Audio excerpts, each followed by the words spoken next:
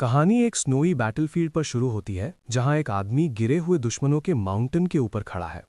फिर वो मुड़ता है और एक ब्लैक हेड यंग मैन को देखता है जिसे वो ऐश बुलाता है। वो काफी सरप्राइज दिखता है। ओल्डर मैन फिर पूछता है कि वो यहाँ क्या कर रहा है, जबकि उसे एक सबजुगेशन मिशन पर होना चाहिए था। एक वुंडेड फेस और सीरियस लुक के साथ उस डार्क हेड यंग मैन ने बस इतना जवाब दिया कि वो उसे डाउन करने आया है। ये थ्रेट सुनकर ब्लॉन्ड मैन अपना एक्सप्रेशन काम रखता है और उसे इस सिचुएशन की जरा भी परवाह नहीं होती। यंग मैन फिर ओल्डर मैन पर ब्लेम लगाता है कि उसने सबको यूज करने का प्लान बनाया और जब वो यूजफुल नहीं रहे तो उन्हें डिस्कार्ड कर दिया। उसकी आंखों में गुस्सा जल रहा था जब उसने उसे फादर बुलाया, ये कंफर्म करते हुए कि दोनों रिलेटेड है। लेकिन ओल्डर मैन कोल्डली जवाब देता है कि क्विंगलेस होने का यही पर्पस होता है और उसे फूलिश सन बुलाता है। और इस तरह हमें अपने प्रोटैगनिस्ट का नाम पता चलता है, एस्टर एल्महाइम, एक यंग मैन जो अपनी डेस्टिनी बदलने के लिए डिटर्मिन्ड है। नेक्स्ट हम हाउस एल्महाइम का क्रेस्ट देखते हैं, एक नोबल फैमिली जो अपनी इमेंस पावर के लिए जानी जाती है। कॉन्टिनेंट की ग्रेटेस्ट मार्शल हाउस होने के नाते उन्होंने रॉयल फैमिली को प्रोटेक्ट करने की कसम खाई थी और उनका लीडर है लॉर्ड रॉड्रिक। वो किंगडम में 7 विंग्स का सोल पोजेसर है और उसने एक बार यंग एस्टर को एक ब्लिजर्ड से बचाया था, बस ऐसे ही। इस डेट को चुकाने के लिए लड़के ने तब वो सब किया जो उसके फादर ने मांगा, बिना उसके ऑर्डर्स को कभी क्वेश्चन किए। मगर उसकी लाइफ इजी नहीं थी और उसे हमेशा नीचा देखा जाता था, जैसा कि हम उसकी मेमोरी में एक टूटी हुई वुडन सोर्ड के साथ देखते हैं। दूसरे लड़के उसे कॉन्स्टेंटली ह्यूमिलिएट करते थे, कहते थे कि बस यहां होने के लिए ज्यादा कॉकी मत बनो। उसकी बैक पर बना विंग क्रेस्ट मैजिकल पावर का प्रूफ था, लेकिन वो हाउस में अकेला था जो मैजिक यूज नहीं कर सकता था। इस वजह से उसके अपने ही ब्रदर्स ने उसे नीचा दिखाने के लिए उसे क्रूअली विंगलेस निकनेम दे दिया। इतने स्कॉन के बाद भी लड़के ने कभी हार नहीं मानी और टायरलेसली अपनी स्वॉर्ड के साथ ट्रेन करता रहा। यंग मैन ने खुद को लिमिट तक पुश किया, बारिश में पुशअप्स किए और सबसे ज्यादा स्ट्रांग बनने के लिए खुद को डेडिकेट कर दिया। उसने ये सब इसलिए किया क्योंकि उसे विश्वास था कि एक दिन उसकी सारी डिवोशन फाइनली रिवॉर्ड की जाएगी। पास्ट में वापस जाते हैं, हम प्रोटैगनिस्ट को उसके कंपेनियंस के साथ एक स्नोई फॉरेस्ट में देखते हैं। अचानक यंग मैन एक ट्री के पीछे छिप जाता है जब वो कुछ स्ट्रेंज चीज को करीब आते हुए देखता है। फिर वो शॉक्ड हो जाता ये देखकर कि उसके ग्रुप को सराउंड कर लिया गया है और सोचता है कि क्या ये एक एम्बुश है। प्रेजेंट में वापस आकर लड़का अपने फादर से सवाल करता है कि उसकी लॉयल्टी को ऐसे क्यों बिट्रे किया गया, लेकिन लॉर्ड उसे स्कॉन करते हैं, कहते हैं कि एक टूल को एक्सपेक्टेशंस नहीं रखनी चाहिए और उसका रोल अब ओवर हो चुका है। अपने फादर के क्रूअल वर्ड सुनकर यंग मैन का एक्सप्रेशन हेट्रेड और रिजेंटमेंट से भर जाता है। इसके साथ ही वो अपनी स्वॉर्ड के साथ आगे चार्ज करता है, उस आदमी पर अटैक करने के लिए रेडी जो उसने बिना सोचे समझे बिट्रे किया था। यंग मैन चिल्लाता है कि वो इतने टाइम तक उस जैसे इंसान पर बिलीव करके एक फूल था। उस पल वो एक पावरफुल ब्लो अनलीश करता है और अपनी नाइविटी के लिए खुद को पैथेटिक इडियट बुलाता है। लेकिन लॉर्ड इस अटैक से मुश्किल से फेस्ड होते हैं और उनके फेस पर बस एक छोटा सा कट आता है। अचानक 2 आदमी अपीयर होते हैं और प्रोटैगनिस्ट को मैजिकल एनर्जी की चेन से रिस्ट्रेन कर देते हैं। वो उसके ब्रदर्स हैं जो अपनी रेड ग्लोइंग स्वॉर्ड से उसे बिना मर्सी के अटैक करते हैं। ब्लैक हेयर्ड यंग मैन दर्द से चीखता है क्योंकि वो इमोबिलाइज्ड हो चुका है और इन कावर्डली अटैक से वुंडेड है। एक ब्रदर जमीन पर पड़े उस लड़के का मजाक उड़ाता है, कहता है कि a wingless person will always be wingless. वो तीनों उस हारे हुए यंग मैन के सामने खड़े हैं, जबकि उनमें से एक कहता है कि ग्रेवलिंग उस पर सूट करता है। स्नो में लेटे हुए वो पूछता है कि अगर एंड में उसे डिस्कार्ड ही करना था तो उसके फादर ने उसे अडॉप्ट ही क्यों किया। लॉर्ड फिर घुटने टेकते हैं और लड़के से कहते हैं कि वो खुद को धोखा ना दे क्योंकि वो कभी किसी काम का नहीं था। फिर वो यंग मैन के बाल पकड़ते हैं, उसे स्कॉर्नफुल गेज के साथ ऊपर देखने पर मजबूर करते हैं। आदमी रिवील करता है कि उसे बस 7 विंग्स की पावर चाहिए थी जो इस लड़के के अंदर थी। सरप्राइज से भरे चेहरे के साथ प्रोटैगनिस्ट नहीं समझ पाता कि ये 7 विंग्स क्या है। लॉर्ड फिर रिवील करते हैं कि लड़के की मदर उनके डार्क और सेल्फिश प्लान्स के लिए बहुत यूजफुल थी। वो एक्सप्लेन करते हैं कि उसने वो सीड कैरी किया जो उनके पर्पसेस को सर्व करेगा ताकि उन्हें और पावर मिल सके। डेस्परेट होकर यंग मैन स्नो में अपना हाथ आगे बढ़ाता है, उसे जाने से रोकने की कोशिश करता है, लेकिन कोई फायदा नहीं होता। हेट्रेड से भरकर वो अपने थॉट्स में चिल्लाता है, डिमांड करता है कि रॉड्रिक उसके क्वेश्चंस का आंसर दे, लेकिन लड़के को सिर्फ वो ठंडी स्नो महसूस होती है जो उसके नियरली फ्रोजन हाथ को छू रही है। एक लॉस्ट और होपलेस गेज के साथ वो सोचता है कि क्या उसकी जर्नी का ये एंड है।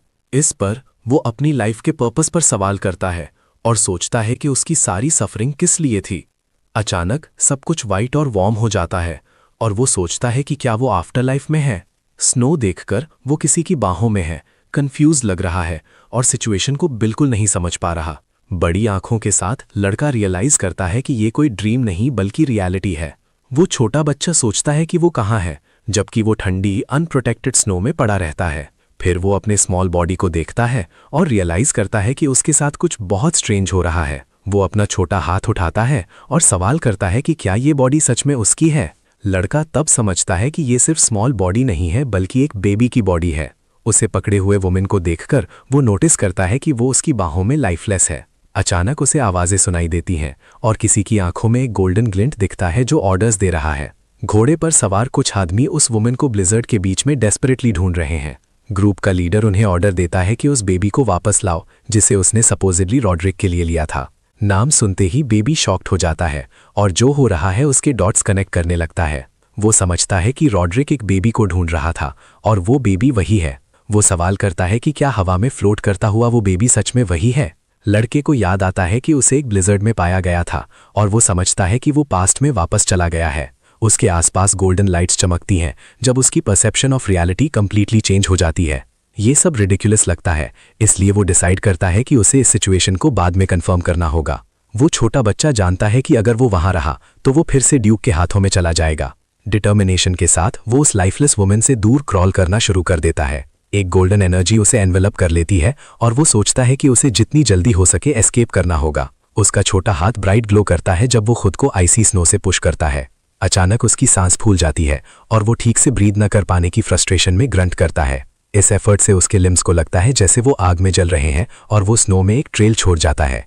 गिड़गिड़ाने वाली लाइफ के बावजूद लड़का खुद से प्रॉमिस करता है कि वो सर्वाइव करेगा और उसके ट्रैजिक फ्यूचर की एक इमेज उसके माइंड में आती है। प्योर रेज के साथ रॉड्रिक की तरफ हाथ बढ़ाते हुए वो छोटा बच्चा कसम खाता है कि वो रॉड्रिक से अपना रिवेंज लेगा।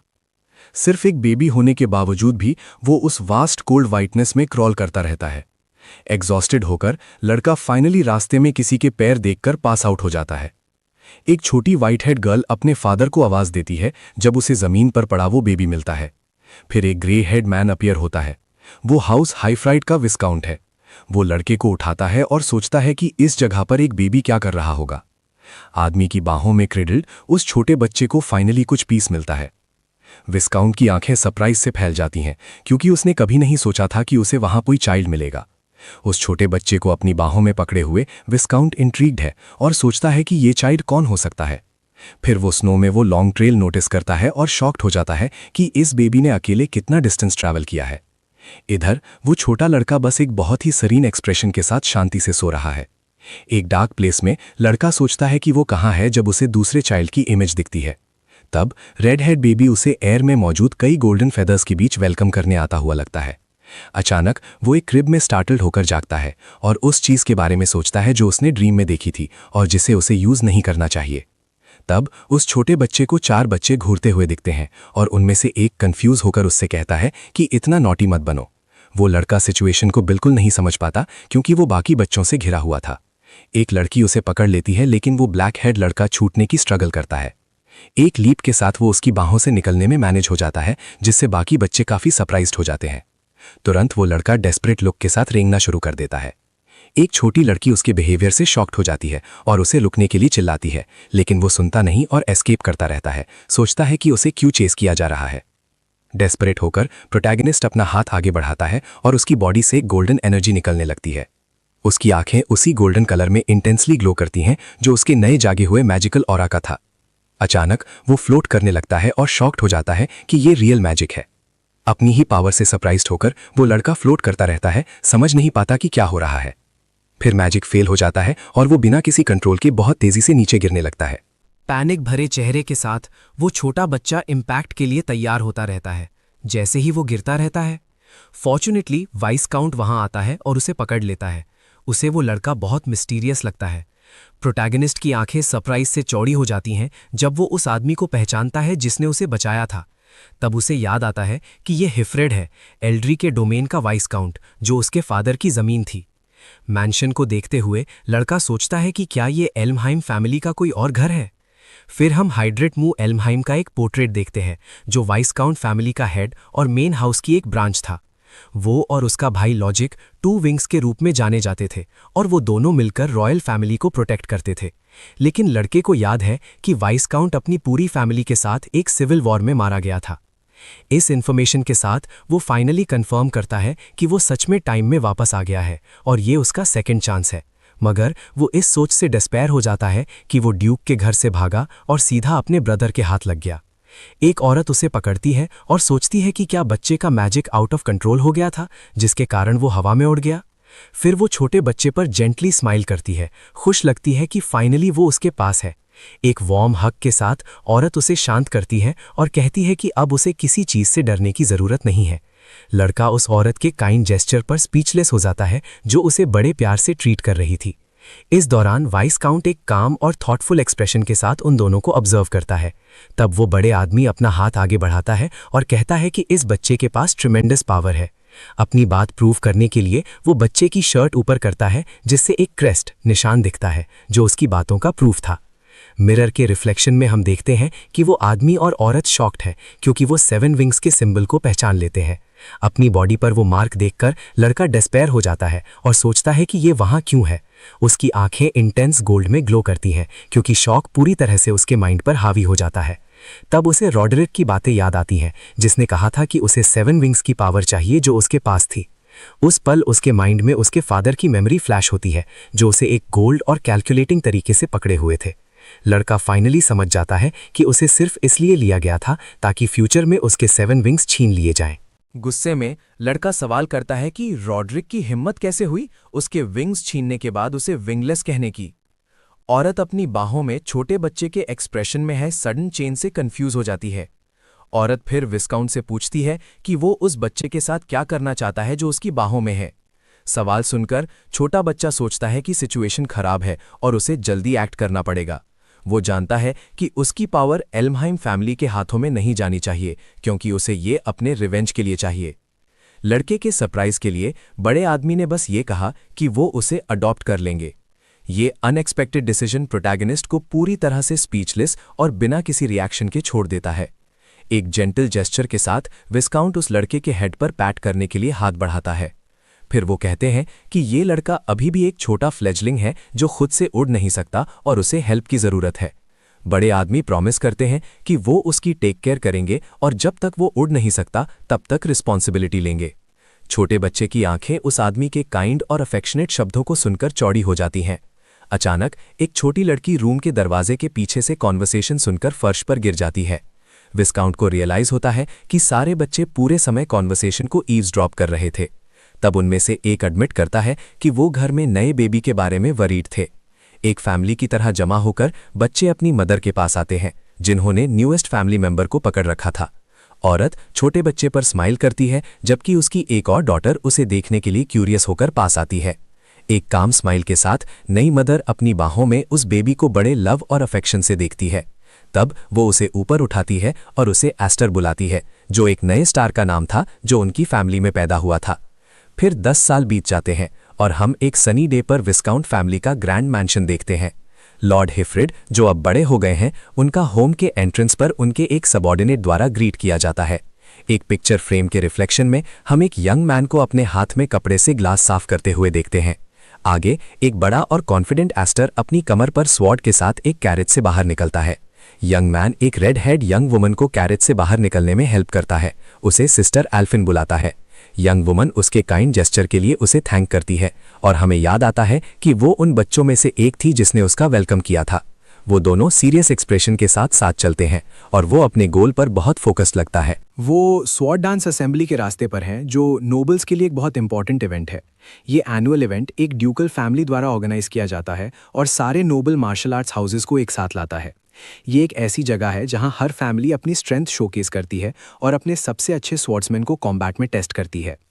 फिर वो दोनों सिबलिंग्स दूसरे यंग नोबल्स की ब्रीड में शामिल हो जाते हैं, जो इवेंट के शुरू होने का वेट कर रहे थे।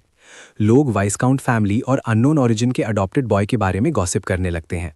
मलिशियस आइज के साथ वो सोचते हैं कि वाइसकाउंट फैमिली एल्महाइम नेम को कितना टार्निश करने की प्लान बना रही है। तब एक नोबल प्रोटैगनिस्ट की पीठ की तरफ इशारा करता है, उसे अडॉप्टेड बॉय के रूप में आइडेंटिफाई करता है।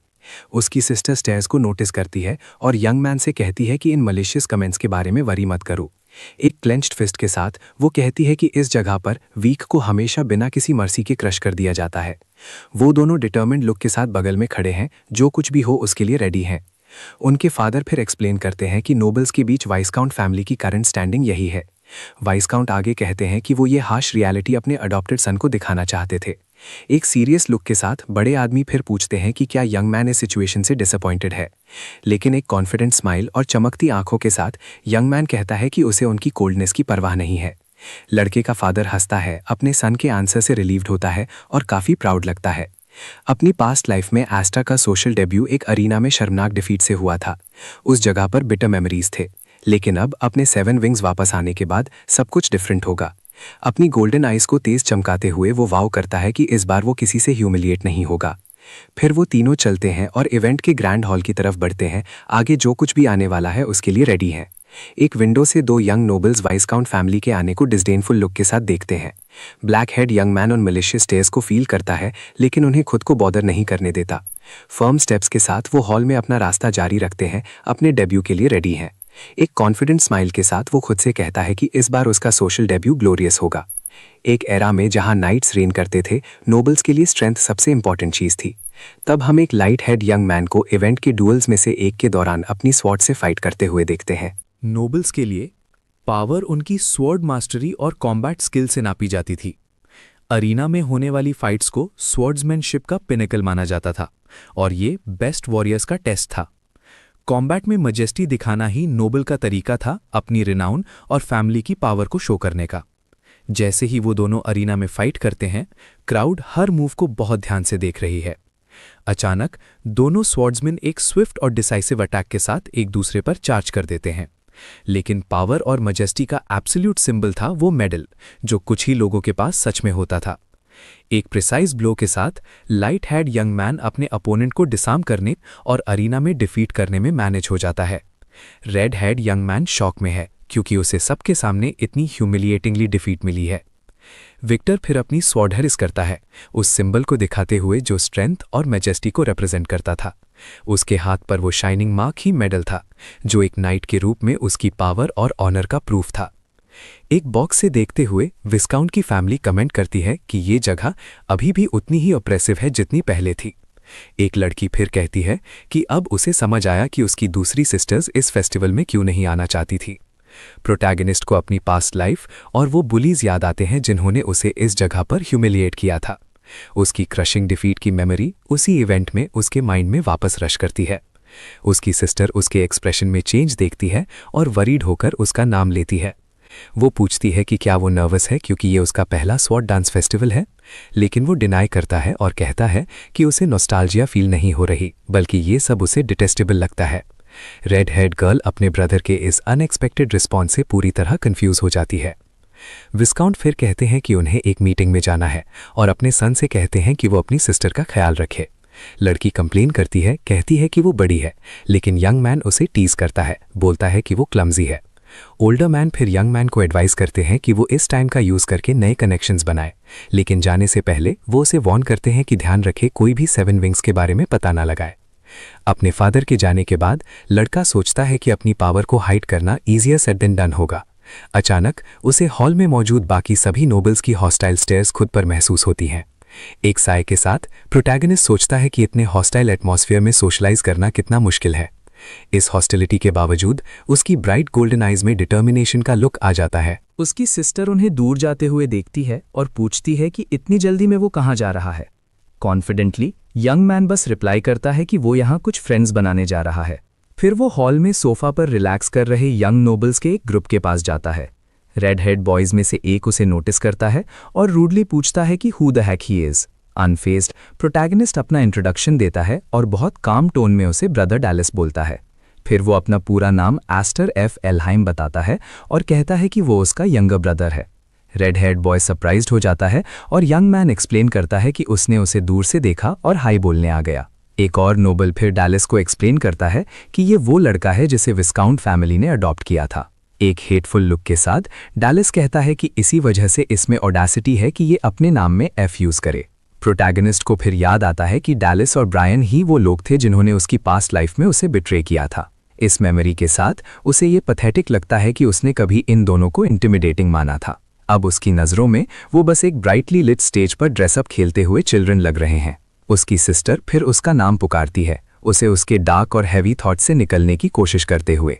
फिर वो उसे बाहों से खींचती है और उनसे जाने को कहती है, क्योंकि उसने ऑलरेडी हेलो बोल दिया था। अचानक रेड हेड बॉय उसे उसके नाम से बुलाता है और वो टेंस हो जाती है क्योंकि उसे नोटिस किया गया था। एक मॉकिंग स्माइल के साथ वो पूछता है कि क्या वो लड़की अभी भी अपने फादर के पीछे छिपी हुई है। फिर वो उसे उनके साथ ज्वाइन होने के लिए इनवाइट करता है, कहता है कि ये फैमिली के मेन हाउस से ऑर्डर है, लेकिन यंग वुमन रिफ्यूज कर देती है और स्टेट करती है कि उनकी फैमिलीज के बीच कोई मास्टर सर्वेंट रिलेशनशिप नहीं है। प्रोटैगनिस्ट उसका आर्म पकड़कर उसे रोकता है और एक मोमेंट रुकने को कहता है। उसकी रिस्ट पर एक फर्म हैंड के साथ वो कहता है कि उसकी वहां बाकी लोगों से बात अभी फिनिश नहीं हुई है। ब्लैक हेड यंग मैन फिर सीरियस और डिटर्मिन्ड एक्सप्रेशन के साथ ग्रुप की तरफ पलटता है। एक विकेड लुक के साथ रेड हेड पूछता है कि क्या इस लड़के को कुछ पता है जो उन्हें नहीं पता। इसी पर वो लड़की के फादर को इंसल्ट करता है, बोलता है कि वो एक नाइट थे जो किंग को भी प्रोटेक्ट नहीं कर पाए। नोबल आगे कहता है कि उस आदमी ने ब्लेम ले लिया और उसके अपने ब्रदर ने उसका आर्म रिमूव कर दिया था। वो फिनिश करता है, कहता है कि उसे खुशी है कि उसकी वेन्स में किसी लूजर का ब्लड नहीं है।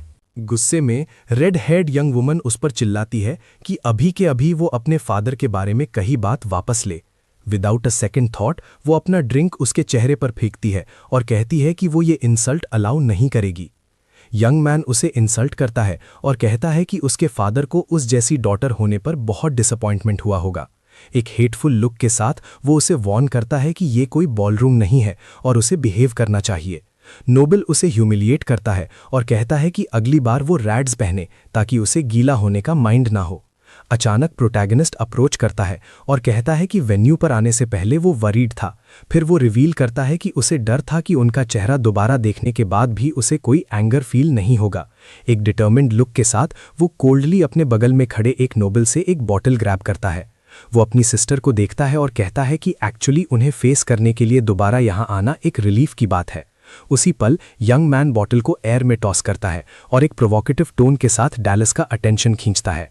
रेड हेड नोबल के पास रिएक्ट करने का मुश्किल से टाइम होता है क्योंकि बॉटल तेजी से उसकी तरफ गिर रही होती है, लेकिन एक स्विफ्ट मूव के साथ वो मिड एयर में बॉटल को काट देता है और कहता है, it's good to see them again.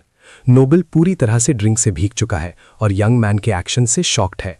अपनी स्वॉर्ड हाथ में लेकर वो अपने अडॉप्टेड ब्रदर का सामना करता है, जबकि दूसरा उसे डेस्परेटली पुकारता है। यंग मैन फिर अपनी फिंगर पर ड्रिंक टेस्ट करता है और रियलाइज करता है कि वो सिर्फ ग्रेप जूस था। एक विकेट स्माइल के साथ वो कहता है कि ये ड्रिंक उस जैसे स्पॉइल्ड नोबल के लिए परफेक्ट मैच है। हम 3 साल पास्ट में जाते हैं, जहां एक वॉइस यंग मैन से फाइट के दौरान होल्ड ऑन करने को कहती है। उसकी एक सिस्टर डेस्परेटली रोती है और पूछती है कि क्या वो दूसरों को हर्ट करने की कोशिश कर रहा है। Golden energy out of control होने लगती है और उस मोमेंट में उसके साथ मौजूद छोटी लड़कियों को डरा देती है।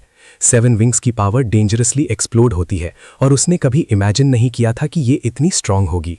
विस्काउंट बहुत कंसर्न्ड दिखते हैं और सोचते हैं कि क्या उस स्ट्रेंथ को सच में कंट्रोल किया जा सकता है। फिर वो क्वेश्चन करते हैं कि क्या वो लड़का और वो खुद उस इमेंस और डेंजरस पावर को मास्टर कर पाएंगे। प्रेजेंट में वापस आते हैं। एक गार्ड विस्काउंट के मीटिंग रूम में बैड न्यूज़ लेकर दौड़ता हुआ आता है। फिर पूछते हैं कि क्या हुआ, क्योंकि वो लोग अभी एक कॉन्फ्रेंस के बीच में हैं। गार्ड रिवील करता है कि मेन फैमिली और एल्महाइम ब्रांच के चिल्ड्रन अभी डुएल कर रहे हैं। ये न्यूज़ सुनकर दोनों फैमिली लीडर्स के एक्सप्रेशन सीरियस और टेंस हो जाते हैं। विदाउट अ सेकेंड थॉट विस्काउंट उठते हैं और क्या हुआ ये देखने के लिए रूम से रश करके बाहर निकल जाते हैं। उनकी डॉटर उन्हें देखती है और पूछती है कि ऐसी कौन सी सीरियस बात हो गई कि वो इतनी जल्दी में है।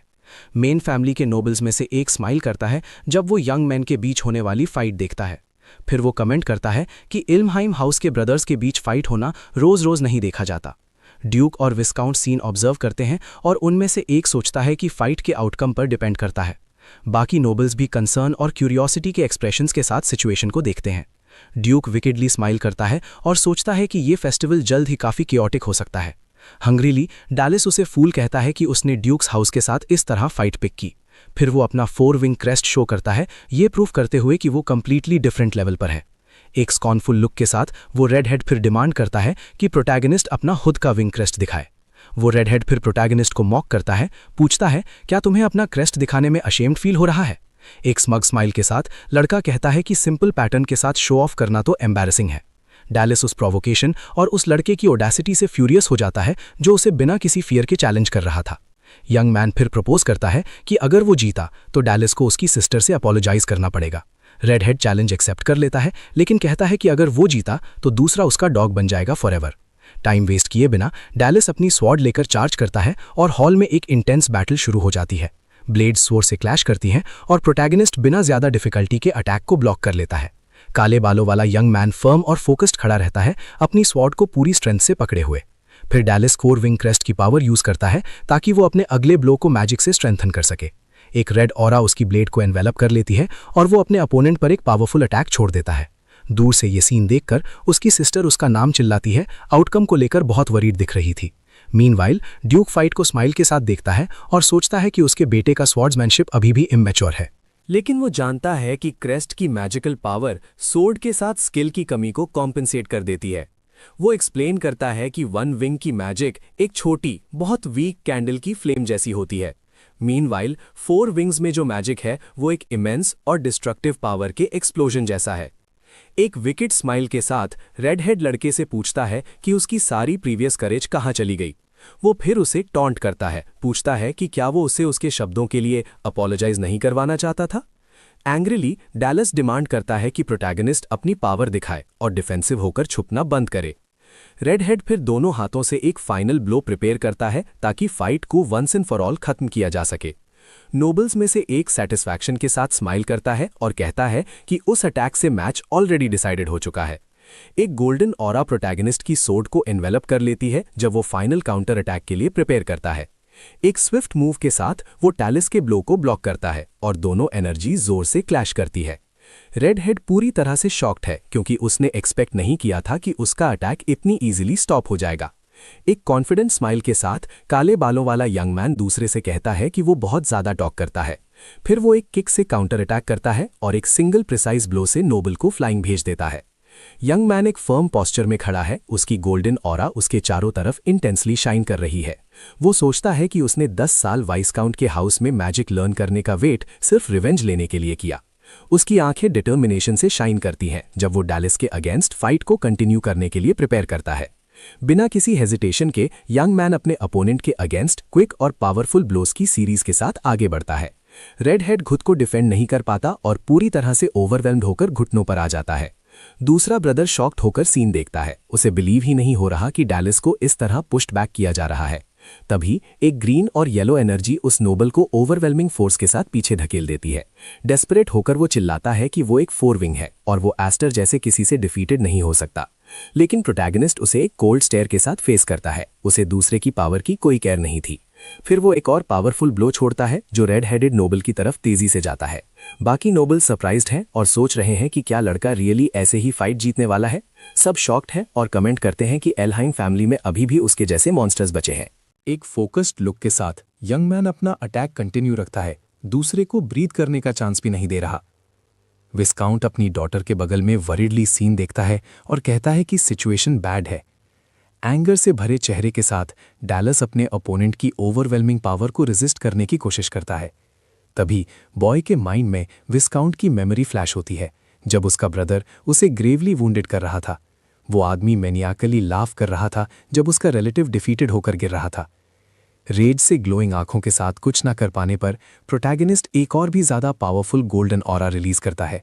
डिस्पेरेट होकर डैलस उसे रुकने के लिए चिल्लाता है, लेकिन यंग मैन का फ्यूरी आउट ऑफ कंट्रोल हो चुका लगता है। सीन देखकर बॉक्स में बैठी उसकी फैमिली उसका नाम चिल्लाती है, उसे टू फार जाने से रोकने की कोशिश कर रही थी। एनर्जी का एक बड़ा एक्सप्लोजन रेड हेड नोबल को बहुत ग्रेट फोर्स के साथ पीछे फेंक देता है। ड्यूक बस आर्म्स क्रॉस करके सीन देखता रहता है, लगता है उसे अपने सन की कोई केयर नहीं है।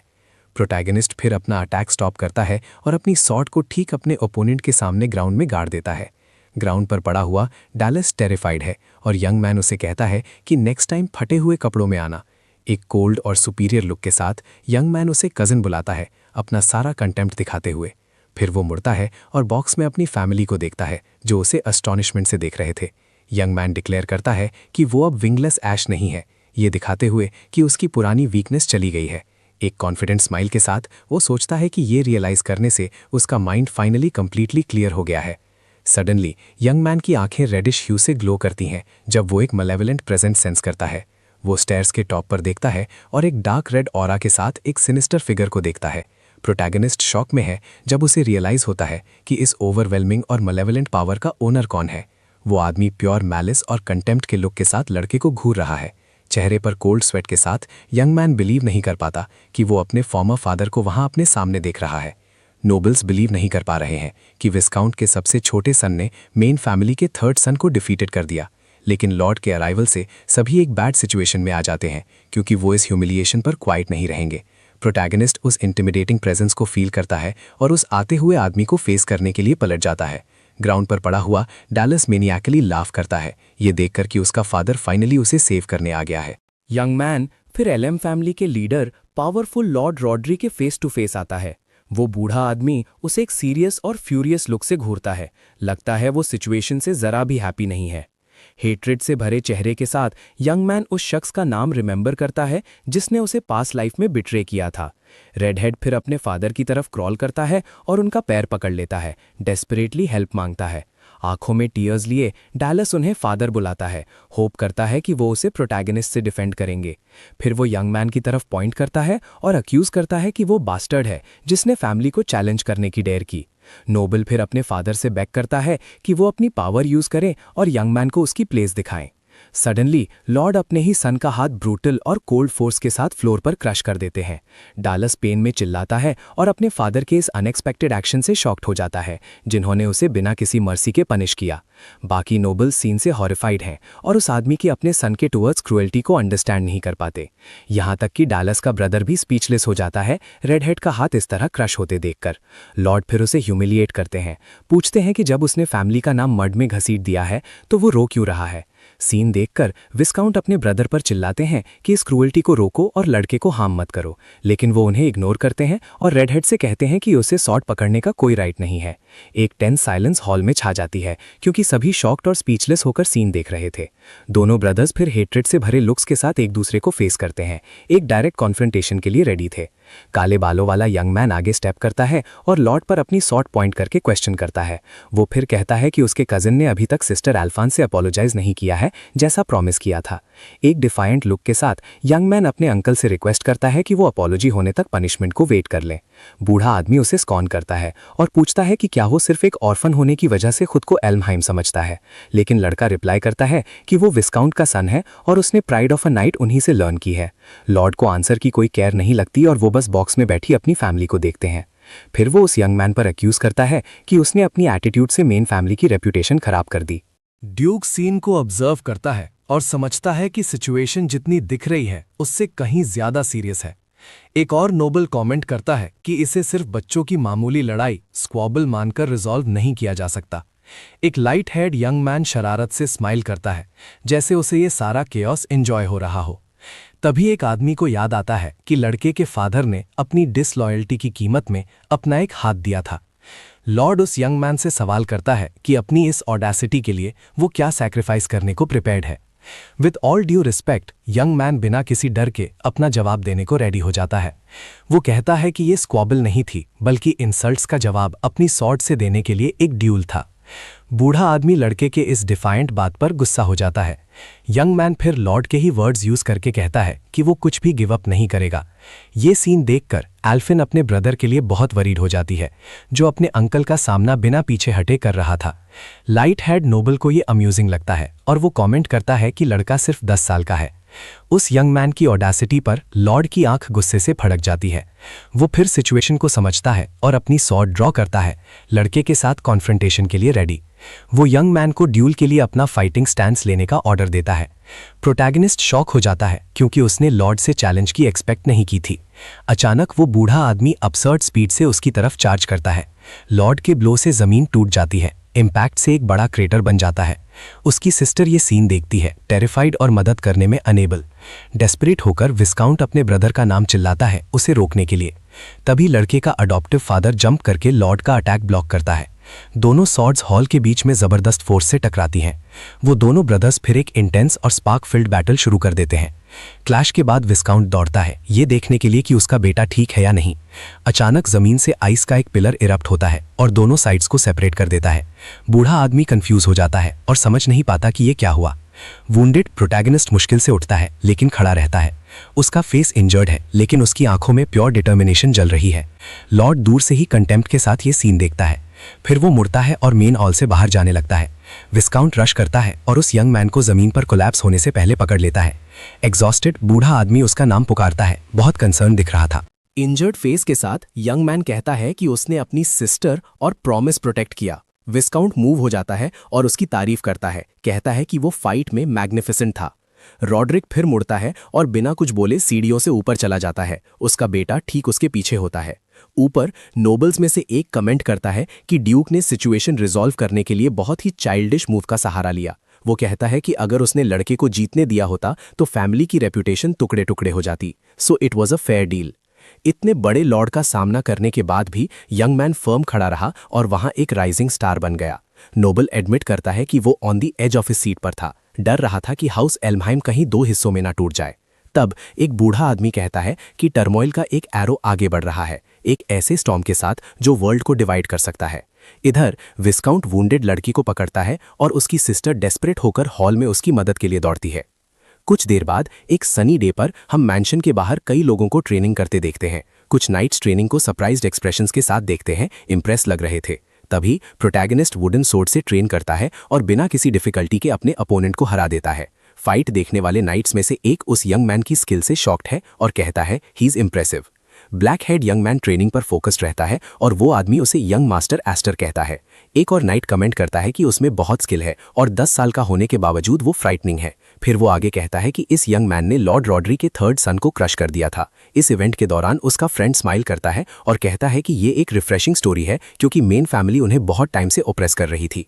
ट्रेनिंग करते हुए यंग मैन सोचता है कि उसने सोड डांस असेंबली में अपनी स्ट्रेंथ और प्रेजेंस अच्छी तरह दिखा दी है। वो बिलीव करता है कि इससे वो आवाजें बंद हो जाएंगी जो विस्काउंट्स हाउस का मजाक उड़ाती हैं और उन्हें डिसग्रेस कहती हैं। लेकिन यंग मैन जानता है कि उसका रियल टारगेट अभी भी एल्महाइम फैमिली और उसका फॉर्मर फादर ही है। इसीलिए वो टेस्ट करना चाहता था कि हॉर में डैलस के खिलाफ उस डुअल में उसकी पावर कितनी दूर तक जा सकती थी। लॉर्ड के खिलाफ फाइट की एक मेमोरी उसके दिमाग में आती है जब वो अपनी इंटेंस ट्रेनिंग जारी रखता है। एक डिटर्मिन्ड लुक के साथ प्रोटैगनिस्ट जानता है कि उसके करंट लेवल पर वो रॉड्रिक को नहीं हरा सकता। वो सोचता है कि विंक्रेस्ट सिर्फ लेटेंट मैजिकल पावर का एक मेजर है और वो अभी सातों को यूज नहीं कर सकता। लड़का जानता है कि पावर के साथ बॉर्न होना बेकार है अगर वो उसे यूज ही ना कर पाए। इसे वो वेस्टेड पोटेंशियल कहता है। एक स्विफ्ट मूव के साथ यंग मैन अपनी ट्रेनिंग कंटिन्यू करता है और सॉर्ड के साथ अपने ओपोनेंट पर चार्ज करता है। उसकी आंखें एक इंटेंस गोल्ड से ग्लो करती हैं जैसे ही वो नाइट के खिलाफ फाइट पर फुली कॉन्सेंट्रेट करता है। एक प्रिसाइज ब्लो से प्रोटैगनिस्ट उस आदमी की सॉर्ड तोड़ देता है और चिल्लाता है हुज नेक्स्ट। बाकी सभी नाइट्स पहले ही जमीन पर हैं, कंप्लीटली डिफीटेड। अचानक एक आवाज पूछती है कि क्या वो फिर से कोई गड़बड़ कर रहा है, दूर से ये सीन देखते हुए। फिर उसकी सिस्टर एल्फन अपीयर होती है और कहती है कि उसकी कोई लिमिट्स नहीं है, लेकिन उनके फादर उसे बुला रहे हैं। यंग मैन अग्री करता है और जमीन पर गिरे हुए फॉलन नाइट्स के पास से गुजरते हुए उसकी तरफ चलना शुरू करता है। तभी यंग मैन लड़की के क्लोथ्स नोटिस करता है और उसकी चॉइस से काफी सरप्राइज लगता है। यंग वुमन फिर उसकी तरफ मुड़ती है और क्यूरियस एक्सप्रेशन के साथ पूछती है क्या हुआ। वो कमेंट करता है कि ये एक रेयर साइट है और पूछता है कि क्या उससे पहले इस तरह की क्लोथिंग पहनना पसंद नहीं था, लेकिन यंग वुमन रिप्लाई करती है कि एवरीथिंग नीड्स बैलेंस और उसने उसे इंस्पायर किया कि वो जैसी थी वैसी ना रहे। प्रोटैगनिस्ट अपनी सिस्टर के जवाब से थोड़ा कंफ्यूज्ड है और समझ नहीं पाता कि उसका क्या मतलब था। एक स्माइल के साथ वो उसकी ट्रेनिंग सॉर्ड लेती है और कहती है कि जब वो वापस आएगी तो उसे उसके साथ बहुत टाइम स्पेंड करना पड़ेगा। यंग मैन लड़की के इस एटीट्यूड पर स्माइल करता है, अपनी ओल्डर सिस्टर की डिटर्मिनेशन से खुश लग रहा था। फिर वो जोक करता है और उससे कहता है कि उनके नेक्स्ट ट्रेनिंग सेशन में उस पर थोड़ा ईजी हो जाए। कुछ देर बाद लड़का कॉल का जवाब देने के लिए अपने अडॉप्टिव फादर के ऑफिस के दरवाजे पर नॉक करता है। एक्सक्यूज मांगकर वो रूम में एंटर करता है और वाइसकाउंट को अपनी डेस्क पर बहुत सीरियस बैठा हुआ पाता है। यंग मैन फिर पूछता है कि उस आदमी को क्या चाहिए और वो उससे बस सिट डाउन होने को कहता है फॉर अ टॉक। सोफा पर बैठकर प्रोटैगनिस्ट शांत एक्सप्रेशन के साथ अपने फादर के शब्दों का इंतजार करता है।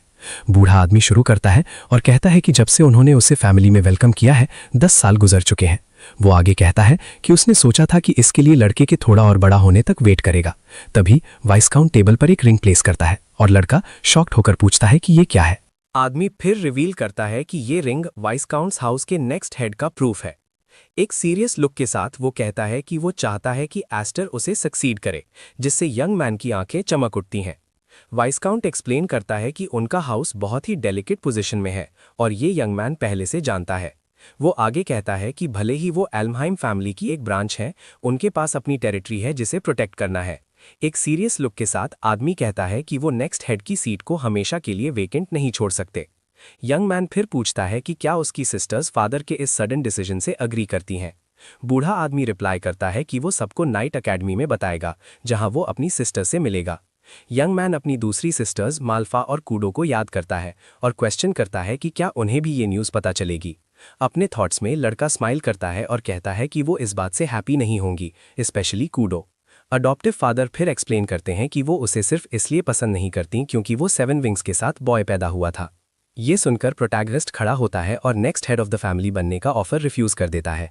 वो कहता है कि वो अपनी मैजिक कंट्रोल नहीं कर सकता और इमेच्योर होने की वजह से वो अपनी सिस्टर को हर्ट करने ही वाला था। ब्लैक हेड यंग मैन कहता है कि nothing can convince an angry sister और वो रेडी नहीं है। ओल्डर मैन बस अपने सन के एटीट्यूड को एक काम और थॉटफुल एक्सप्रेशन के साथ ऑब्जर्व करते हैं। वो फिर कमेंट करते हैं कि यंग मैन ने हमेशा उन्हें डाउट में डाला कि क्या वो सच में सिर्फ एक ऑर्डिनरी चाइल्ड था। एक स्माइल के साथ वाइस्काउंट कहते हैं कि उन्होंने रिंग को असेंबली के लिए एक रिवॉर्ड सोचा था और एक बॉक्स खोला, लेकिन वो आगे बढ़ते हैं और कहते हैं कि लगता है बॉय को वो चीज़ ज़्यादा पसंद आएगी जो उस बॉक्स के अंदर है। बॉक्स के कंटेंट्स देखकर लड़के की आईज सरप्राइज से वाइडन हो जाती हैं और वो वंडर करता है कि ये क्या है। ओल्डर मैन फिर रिवील करते हैं कि ये मैजिक स्वॉर्ड ग्राहम है जो उनकी फैमिली का ट्रेजर है। This is the devilish divine magic blade, वो ओनली वेपन जो 7 विंग्स की पावर को कंट्रोल करने में केपेबल है। वाइस्काउंट फिर यंग मैन को एक फॉरेस्ट में ले जाते हैं और कहते हैं कि उनके प्लान के लिए ये प्लेस सही रहेगी। यंग मैन पूछता है कि वो ट्रेनिंग हॉल क्यों नहीं गए और ओल्डर मैन कहते हैं कि ये प्रिकॉशन है। फिर उन्हें याद आता है कि उनके अडॉप्टेड सन की ट्रेनिंग के दौरान चीजें तोड़ने की हैबिट है। मैन एक्सप्लेन करते हैं कि सोर्ड ग्राम एक फेमस ब्लेड है जो फैमिली के सिर्फ एल्डेस्ट सन को पास डाउन की जाती है। एक इंटेंस ग्लो के साथ सोर्ड ओल्डर मैन के हाथों में इमेंस पावर के साथ एक्टिवेट होती हुई दिखती है। ये सीन देखकर प्रोटैगनिस्ट कंप्लीटली शॉक हो जाता है, उसे समझ नहीं आता कि क्या हो रहा है।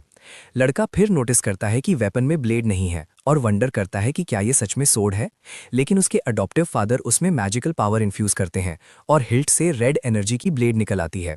वो फिर एक्सप्लेन करते हैं कि ये वेपन ब्लेड ऑफ पोटेंशियल है जो इसके विल्डर की पावर से कंप्लीट होती है। तभी रेड एनर्जी का एक पावरफुल अटैक आगे बढ़ता है, फॉरेस्ट में अपने रास्ते में आने वाली हर चीज को डिस्ट्रॉय कर देता है। ब्लो इतना स्ट्रांग था कि उसने एयर और डस्ट का एक वॉर्टेक्स क्रिएट कर दिया जो मैजिक सोर्ड की इमेंस पावर दिखाता है। मैन वॉर्न करते हैं कि मीडियोकर पावर के साथ यूजर ब्लेड द्वारा ड्रेन हो सकता है और इसकी एक हिस्ट्री है। एक सीरियस लुक के साथ वो फिर यंग मैन को सोर्ड ऑफर करते हैं और पूछते हैं कि क्या वो उसे यूज करना ट्राई करना चाहता है। बिना सोचे यंग मैन दोनों हाथों से सोर्ड का हिल्ट पकड़ लेता है, अपनी पावर टेस्ट करने के लिए रेडी। जब वो अपनी माना वेपन में कॉन्सेंट्रेट करता है ताकि अपनी खुद की ब्लेड क्रिएट कर सके, तो एक गोल्डन ओर उसे एनवेलप कर लेता है। गोल्डन एनर्जी फिर इमेंस फोर्स के साथ एक्सप्लोड होती है और लड़का उसे कंट्रोल करने में स्ट्रगल करता हुआ दिखता है। फिर उसे रियलाइज होता है कि उसकी माना अपने आप सोर्ड में फ्लो हो रही है, उसके कमांड के बिना। सडनली स्काई में लाइट की एक ह्यूज बीम शूट करती है और कोर्टयार्ड में मौजूद नाइट्स में से एक उस फ्लैश को नोटिस करता है। उनमें से एक पूछता है कि क्या कोई कॉमेट गिरा, लेकिन उसका फ्रेंड कहता है कि ये ऑपोजिट था और something flu into the sky. उसकी सिस्टर भी सीन ऑब्जर्व करती है और एक आदमी दूसरे से पूछता है कि उसके कहने का क्या मतलब है। उसकी सिस्टर फिर स्काई की तरफ देखती है और कहती है कि it is definitely the protagonist's work. तब यंग मैन स्माइल के साथ सोर्ड पकड़ता है और कहता है कि इट इज एक्स्ट्रॉर्डनरी, लेकिन उसके अडॉप्टिव फादर उसे करेक्ट करते हैं, कहते हैं कि it's not the sword that is extraordinary. वो फिर स्काई की तरफ पॉइंट करते हैं और स्टेट करते हैं कि लड़के की पावर इंप्रेसिव है। मैन एक्सप्लेन करते हैं कि पूरे लिनिएज में 7 विंग्स क्रेस्ट वाला कोई भी नहीं रहा है। उनका बिलीफ है कि जब यंग मैन अपनी पावर को मास्टर कर लेगा तो वो लॉर्ड रॉड्रिक को भी सरपास कर देगा। टैब विस्काउंट सोचते हैं कि उनका अडॉप्टेड सन उन दोनों से भी ज्यादा स्ट्रॉन्गर होगा। हाउएवर वो वॉर्न करते हैं कि such great power always ends up generating a lot of conflict. Man आगे बढ़ते हैं और कहते हैं कि अगर उन्हें पता चला कि लड़के के पास 7 विंग्स हैं तो ये प्रॉब्लम होगी। वो फिर एक्सप्लेन करते हैं कि सब यंग मैन से एनवियस होंगे या रिजेंटफुल भी हो सकते हैं। वो वॉर्न करते हैं कि कुछ लोग उसे एक्सप्लॉइट करेंगे और कुछ उसे एलिमिनेट करने की कोशिश करेंगे फॉर बीइंग अ थ्रेट, ताकि यंग मैन को वीक होने का रिग्रेट ना हो। मैन उसकी तरफ अपना हाथ एक्सटेंड करते हैं। एक सीरियस लुक के साथ वो यंग मैन से कहते हैं कि वो स्ट्रांग बने जब तक वो ट्रेन कर सकता है। प्रोटैगनिस्ट उनका हाथ मिलाता है और वाव करता है कि वो अब और मिजरेबल लाइफ नहीं जिएगा। डिटर्मिनेशन के साथ वो अपने फादर को थैंक्स कहता है और 7 विंग्स और सोर्ड को मास्टर करने का प्रॉमिस करता है।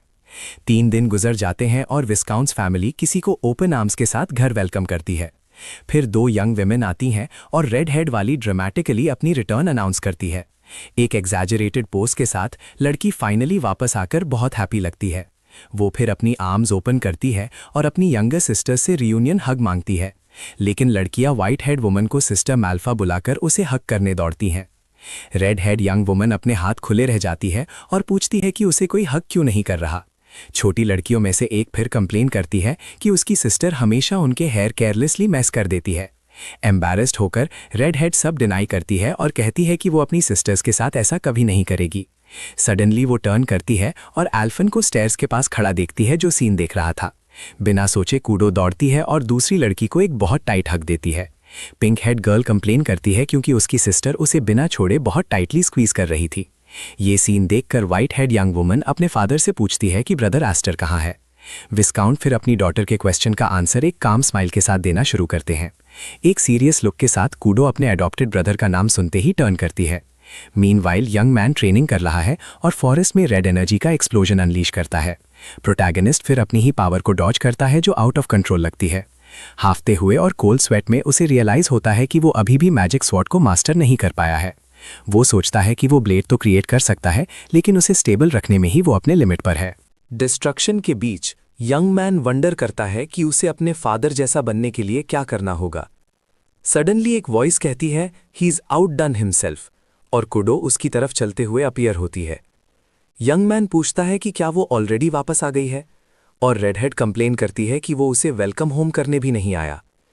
एक मॉकिंग स्माइल के साथ लड़की उसे कोल्ड कहती है क्योंकि वो उससे मिलने नहीं आया।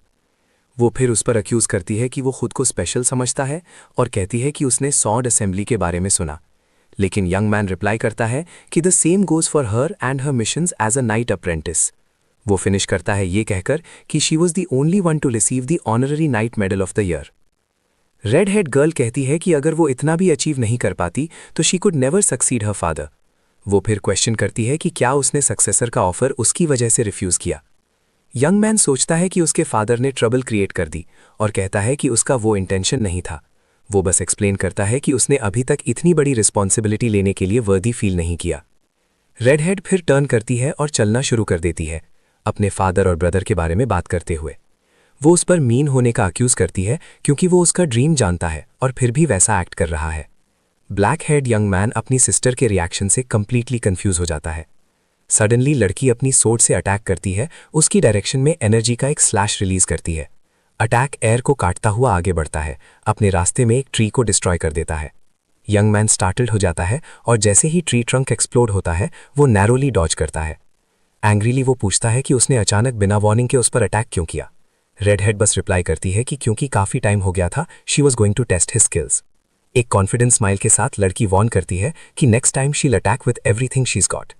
प्रोटैगनिस्ट आर्ग्यू करने की कोशिश करता है, कहता है कि उसकी सॉर्ड अभी भी इनकम्प्लीट है, लेकिन वो क्वेश्चन करती है कि क्या वो बैटलफील्ड पर किसी एनिमी को भी यही एक्सक्यूज देगा। Black head young man question से सरप्राइज हो जाता है और एनिमी के बारे में सोचता है। वो कहती है कि a night must always be ready और अगर वो हेजिटेट किया शी विल क्रश हिम। लड़की फिर से चार्ज करती है और यंग मैन सोचता है कि वो उसे मजाक कर रही होगी। वो सोचता है कि वो ऑलरेडी अपनी लिमिट पर है, बस अपनी अनस्टेबल मैजिकल पावर को कंट्रोल करने की कोशिश कर रहा था।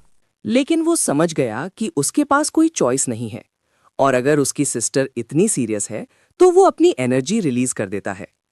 फिर दोनों सिबलिंग्स की सोर्ड्स क्लैश होती हैं और लड़का डिस्पेयर हो जाता है, ये सोचकर कि वो सच में उसे हराने वाली है।